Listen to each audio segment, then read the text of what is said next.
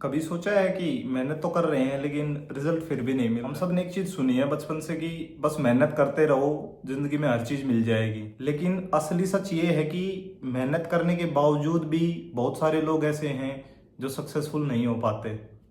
एक मजदूर, एक किसान सबसे ज्यादा मेहनत करते हैं। कोई ऑफिस में जॉब करता है।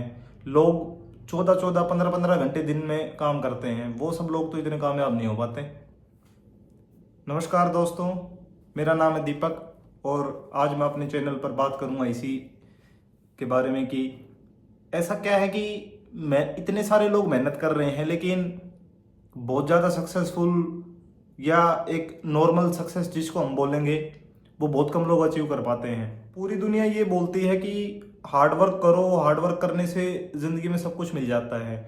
लेकिन फिर भी ऐसा क्या है कि हम हार्ड वर्क भी कर रहे हैं लेकिन फिर भी लाइफ में एक उसी जगह अटके हुए हैं, फंसे हुए हैं, हम आगे नहीं बढ़ पा रहे हैं। तो हम हार्ड वर्क तो करते हैं लेकिन कुछ ऐसी चीज़ें हैं जो हम हार्ड वर्क करते टाइम मिस कर देते हैं। तो आज हम उन चीज़ों के बारे में बात करेंगे जिन चीज़ों को अप्लाई करके हम अपने हार्ड वर्क को स्मार्ट वर्क में कन्वर्ट कर सकते हैं। और जब आप हार्ड वर्क की बजाय स्मार्ट वर्क करने लगते हो तो आपके सक्सेसफुल होने के चांस उतने ही ज़्यादा बढ़ भी जाते हैं। आपने बहुत बार सुना होगा कि हार्ड वर्क मत करो, स्मार्ट वर्क करो। तो आज की वीडियो में हम यही देखेंगे, यही सीखेंगे कि ऐसी कौन सी चीज़ें हैं जिनको अप्लाई करके हम अपने हार्ड वर्क को या अपने सिंपल वर्क को हम स्मार्ट वर्क बना सकते हैं। कैसे हम स्मार्टली काम कर सकते हैं जिससे हमें ज़्यादा से ज़्यादा आउटपुट मिले। सबसे पहले आता है प्लानिंग एंड प्रायोरिटाइजेशन। जब हम कोई भी काम करते हैं तो हमें ये पता होना चाहिए कि हमारा एंड गोल क्या है।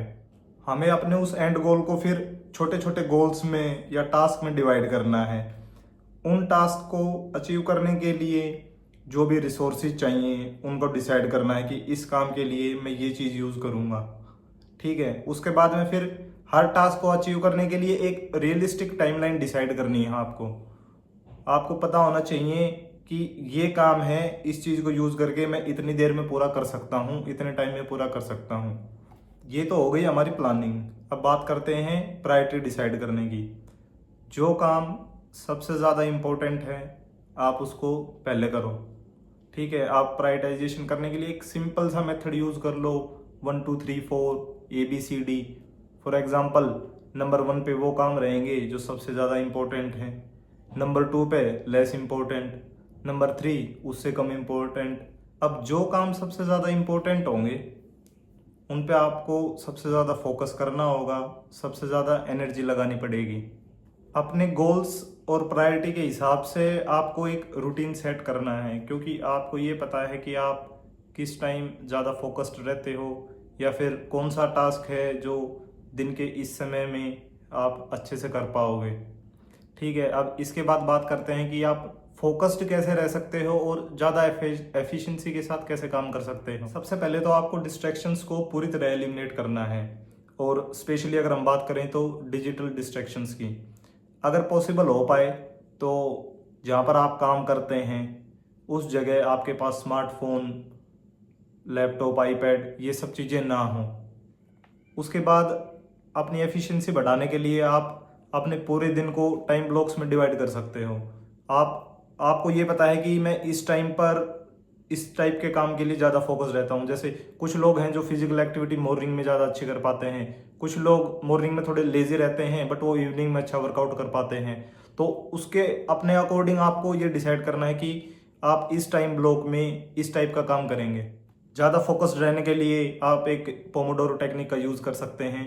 पोमोडोरो टेक्निक में ये होता है कि आप 25 मिनट्स फोकस होकर एक काम करते हैं, उसके बाद में 5 से 7 मिनट का एक छोटा सा ब्रेक लेते हैं, उसके बाद दोबारा फिर 25 मिनट्स तक काम करते हैं, फिर 5 से 7 मिनट का एक ब्रेक लेते हैं। ऐसे 4 बार 25 मिनट्स काम करने के बाद ब्रेक लेने के बाद एक कंप्लीट साइकिल होता है जिसे 1 पोमोडोरो साइकिल बोलते हैं। तो आप इसका यूज़ करके भी काफ़ी फोकस्ड और काफ़ी रिजल्ट ओरिएंटेड वर्क कर सकते हो। अब बात करते हैं रिसोर्सिस को यूज़ कैसे करें ताकि हम उनसे ज़्यादा से ज़्यादा आउटपुट ले सकें।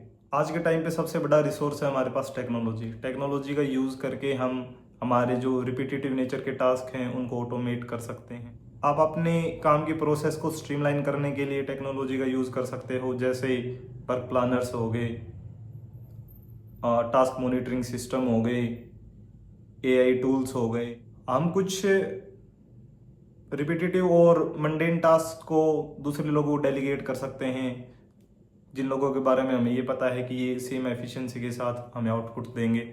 और लास्ट में सबसे इम्पोर्टेंट चीज़ आती है, अगर आपको आउटपुट अच्छा चाहिए, आपको ज़्यादा सक्सेसफुल होना है, तो आपको कंटिन्यूस चीज़ें सीखता रहना होगा। कंटिन्यूसली आपको खुद को इम्प्रूव करना होगा। कंटिन्यूसली अपने आप को एनालाइज करते रहो, ठीक है, और नई चीज़ें सीखने के मौके ढूंढते रहो। कुछ इंक्रीमेंटल चेंजेस जो आप अपने काम करने के स्टाइल में, अपने टूल्स में, अपनी प्लानिंग में, जो भी चेंज आप लेके आ सकते हो जो लॉन्ग रन में आपके लिए काफ़ी हेल्पफुल हों, उनको आप इम्प्लीमेंट करो। हर बार काम को प्लान करने से पहले कुछ ऐसे तरीके ढूंढो जिससे आप काम को और ज़्यादा इफेक्टिवनेस के साथ कर पाओ और ज़्यादा अच्छे से कर पाओ, ठीक है। अब आप अपना एक सिस्टम बना के रखो कि आप इस टाइप के कामों को इस तरह से करोगे, ठीक है। उसमें फिर कुछ चेंजेस जब भी रिक्वायर्ड हो, आपको लगे कि कुछ चेंज करना है, तो आपको चेंज करो। जब चेंज करने के बाद में जो आउटपुट मिले आपको, अगर आपको लगे कि आपके फेवर में है, ये अच्छा है, तो उसको फिर एक स्टैंडर्ड में अपने में फिक्स कर लो। अगर आपको लगे कि नहीं, इस चेंज से कुछ नेगेटिव इम्पैक्ट ही हो रहा है, मुझे अच्छा रिजल्ट नहीं मिल रहा है, तो फिर थोड़ा एनालाइज करो, देखो कि और क्या चेंज कर सकता हूँ मैं, क्या गलती कर दी मैंने इस टाइम पे। इन चीज़ों पर फोकस करके आप कंटिन्यूसली बहुत ज़्यादा इम्प्रूव करते रहोगे, नई चीज़ें सीखते रहोगे। और फिर स्मार्ट वर्क करना आपका एक सेकंड नेचर हो जाएगा। आपको हर बार चीज़ें एक टू डू लिस्ट नहीं रखनी पड़ेगी। टू डू लिस्ट रखना अच्छी बात है, लेकिन फिर भी एक जब सेकंड नेचर हो जाता है तो कुछ चीज़ें ऑटोमेटिकली हो जाती हैं। ये केवल आपके ऑफिशियल वर्क के लिए नहीं है, आपकी पर्सनल चीज़ों में भी ये आपको बहुत हेल्प करता है। इम्प्रूवमेंट करने के लिए एक बहुत ही अच्छा मेथड है PDCA मेथड। उसमें PDCA का मतलब है प्लान, डू, चेक, एक्ट। आप सबसे पहले प्लान करो कि आप इस काम को इस तरीके से करोगे, ये चीज़ें यूज़ करोगे, ठीक है। सेकंड आता है डू, आप करते हो उस काम को। फिर सी, आप चेक करते हो कि कहाँ पे गलती हुई है, क्या कमी रह गई है, क्या करना था जो नहीं किया है, या फिर क्या ऐसा कर दिया है जो नहीं करना था, ठीक है। उसके बाद में फिर चेक करने के बाद में चेंजेस करके आप फिर से एक्ट करते हो और कंटिन्यूसली आप इम्प्रूव करते रहते हो। अब अगर मैं आपको एक एग्जांपल दूँ, आप स्टीव जॉब्स का एग्जांपल देखिए। स्टीव जॉब्स एक कॉलेज ड्रॉप आउट थे। उन्होंने सिर्फ हार्ड वर्क नहीं किया, उन्होंने अपने पैशन और विजन को कंबाइन करके एक नया मार्केट बनाया। पहले पर्सनल कंप्यूटर्स का, फिर आईफोन। अगर स्टीव जॉब्स सिर्फ हार्ड वर्क करते और एक सिंपल सी जॉब करते रहते तो शायद वो दुनिया को एप्पल जैसी कंपनी नहीं दे पाते। स्टीव जॉब्स की सक्सेस का राज था स्मार्ट वर्क, डिजाइन थिंकिंग और टाइमिंग। अब एक और क्लोजर एग्जांपल लें तो बात करते हैं धीरू भाई अंबानी की। उन्होंने अपने करियर की शुरुआत की थी एक पेट्रोल पंप पे एक एम्प्लॉय के रूप में, ठीक है। फिर उन्होंने अपनी रिस्क कैपेबिलिटी से और अपने स्मार्ट वर्क से आज एक रिलायंस जैसी बड़ी कंपनी को खड़ा कर दिया है। अगर धीरू भाई अंबानी भी एक सिंपल हार्ड वर्कर एम्प्लॉय बन के रहते तो शायद आज वो इतने कामयाब नहीं हो पाते, लेकिन उनकी सोच और स्मार्ट वर्क का रिजल्ट आज हम सबके सामने है। हार्वर्ड बिजनेस रिव्यू की एक स्टडी के मुताबिक ये पाया गया है कि करियर ग्रोथ का 25% केवल डिपेंड करता है आपके हार्ड वर्क पे, बाकी का 75% डिपेंड करता है आपकी नेटवर्किंग पे, आपकी पर्सनल ब्रांडिंग पे और राइट अपॉर्चुनिटीज़ पे।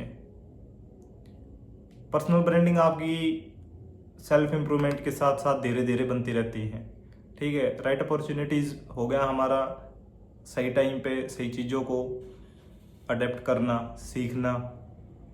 दोस्तों, हार्ड वर्क ज़रूरी है, लेकिन हार्ड वर्क करना एक फ्यूल की तरह है। इस फ्यूल को जब राइट डायरेक्शन और राइट इंजन मिलेगा तभी आपकी गाड़ी डेस्टिनेशन तक पहुंचेगी। अगर आप बिना स्मार्ट वर्क, बिना स्किल्स और बिना स्ट्रेटजी के, बिना नेटवर्किंग के मेहनत करते रहे हो तो आप एक ऐसी रेस दौड़ रहे हो जिसमें आप साइकिल पे चल रहे हो और बाकी दुनिया जो है वो गाड़ी में चल रही है। तो मेहनत ज़रूर करो, लेकिन समझ के, स्ट्रेटजी के साथ और अपने फ्यूचर को प्लान करके करो। अगर ये वीडियो आपको अच्छा लगा हो तो चैनल को सब्सक्राइब कीजिए, वीडियो को लाइक शेयर कीजिए। Thank you.